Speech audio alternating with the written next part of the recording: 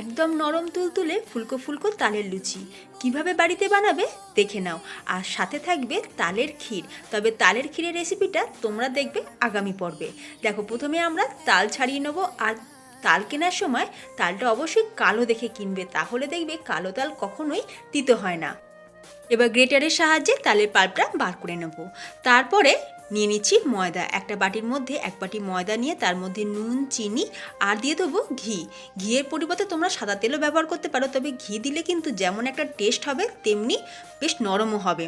আর এবার 1 কাপ তালের পাল্প দিয়ে ময়দাটা খুব ভালো করে মেখে নেবো। মেখে নেওয়ার পর এরকম ছোটো ছোটো লুচির মতন লেচি কেটে নিয়ে তারপরে কিছুই না, এরকম বেলে নিয়ে একদম ধোঁয়া ওটা গরম তেলের মধ্যে ফুলকো ফুলকো লুচিগুলোকে ভেজে তুলে নিলেই দেখবে প্রত্যেকটা লুচি একদম ফুলকো ফুলকো হবে। আর তোমরা অবশ্যই এইভাবে বাড়িতে বানিয়ে দেখো। আর রেসিপি ভালো লাগলে ভিডিওতে একটা লাইক দিও।